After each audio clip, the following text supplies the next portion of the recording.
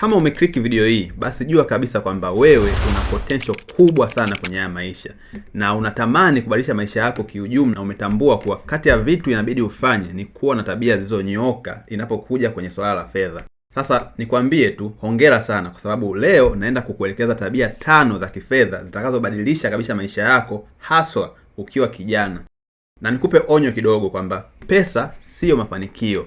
Mafanikio ni zaidi ya pesa, na ili uweze kuyafikia inabidi ufahamu ni namna gani ya kufikia huko. So kwa upendo kabisa nimeweka link kwenye description ya video yangu iliyopita inayoelezea kanuni 10 za kuzingatia ili kufikia mafanikio yako. So pindi utakapojua namna ya kutafuta mafanikio pamoja na kuwa na tabia nzuri na pesa yako, hutokuja kulalamika katika maisha yako kamwe. Na ukweli mchungu ni kwamba tabia zako za leo zinaamua kama utakuwa tajiri au utaendelea kuanza maisha upya kila mwaka. Na bila shaka ndio maana umeamua kuangalia video hii, kwa sababu umetambua kuwa shida sio pesa, bali inaweza kuwa kwenye tabia zako. Watu wengi hawafilisiki kwa sababu hawapati pesa, wanafilisika kwa sababu hawajui kuishi na pesa. Kama una miaka kati ya 18 mpaka 30, video hii itakusaidia kubadilisha namna unavyoiona pesa. Kwa sababu watu wengi wanapambana kutafuta hela bila kujua namna ya kuitunza, kuikuza na kuifanya iwafanyie kazi. Na ukweli ni huu, ukijenga tabia sahihi mapema, maisha yako ya miaka 10 ijayo yatakuwa mepesi sana kuliko watu wengi wanaokuzunguka. Sasa leo nataka nikushirikishe tabia hizi 5 za muhimu sana za kifedha ambazo kila kijana anatakiwa kuwa nazo mapema kabla maisha hayajawa magumu zaidi. Ya kwanza ni ishi chini ya uwezo wako, sio chini ya pressure za watu. Tatizo kubwa la vijana wengi sio kipato kidogo. Tatizo ni kujaribu kuonekana vizuri mbele za watu. Sasa utakuta mtu anaingiza 300,000 lakini maisha anayojaribu kuishi ni ya milioni 2. Nadhani watu kama hawa ushaona wengi sana mtandaoni. Utakuta mtu anavaa nguo za gharama, outing kila wiki, simu mpya kila mwaka, lakini bank account yake haina akiba hata kidogo. Yaani hata milioni 5 kwenye account yake hana. Sasa nisikize vizuri. Maisha sio mashindano ya kuonekana tajiri. Utajiri wa kweli ni kuwa na amani ya kifedha hata simu yako isipokuwa mpya. Kama unataka kufika mbali, jifunze kutumia pesa kwa akili na sio kwa hisia. Kuna nguvu kubwa sana kwenye kuishi simple ukiwa bado unajijenga. Sawa, kuna watu watakucheka leo, lakini kesho watashangaa kwamba ulifikaje mbali kiasi hicho. Tabia ya pili ni jifunze kuweka akiba kabla ya kutumia. Vijana wengi wana tabia ya kutumia kwanza, then kilichobaki ndicho wanaweka akiba. Lakini ukweli ni kwamba mara nyingi huwa hakuna kinachobaki. Sasa njia sahihi ni hii. Ukishapata pesa, itenge kwanza. Yaani hata kama ni 10% tu au hata kama ni 5,000 kwa wiki, itenge na uweke akiba. Tabia ya kuweka akiba haitokufanya uwe tajiri kesho, lakini itakufundisha kwamba uwe na nidhamu ya pesa. Na watu wenye nidhamu ya pesa huwa hawahangaiki sana wanapopata opportunities kubwa, kwa sababu akili yao imeanza kuzoea kulinda pesa na sio kuitapanya. Na kumbuka kwamba akiba sio kwa ajili ya emergency tu, ni kwa ajili ya freedom yako wewe mwenyewe.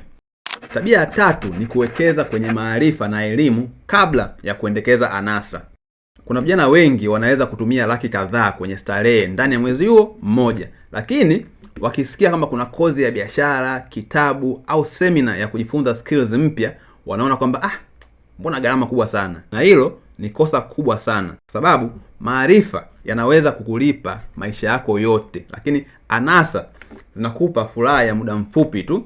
Na ukitaka maisha yako yabadilike, basi invest kwenye vitu vinavyoongeza value yako, yani thamani yako wewe as a person. Vitu hivyo ni kama kujifunza marketing, kujifunza biashara, kujifunza communication, kujifunza kuuza, kujifunza kutumia internet kutengeneza pesa, na sio kutumia internet tu kuangalia labda wadada na makalio tu kila siku. Kwa sababu kadri unavyokuwa valuable, ndivyo pesa zinavyokufuata kwa urahisi zaidi. So usikubali kuwa mtu wa entertainment muda wote alafu unashangaa kwamba kwa nini maisha yangu mimi hayasogei. Tabia ya 4 ni kuepuka madeni ya kujionesha. Sasa kuna madeni ya kujenga maisha na kuna madeni ya kuharibu maisha. Kukopa pesa ili kuanzisha biashara inaweza kuwa jambo la maana sana kwako, lakini kukopa pesa ili tu uonekane upo vizuri ni mtego wa hatari sana ambao hautakiwi kutegeka. Usikubali pressure ya mitandaoni ikakufanya uishi maisha fake, yani fake life.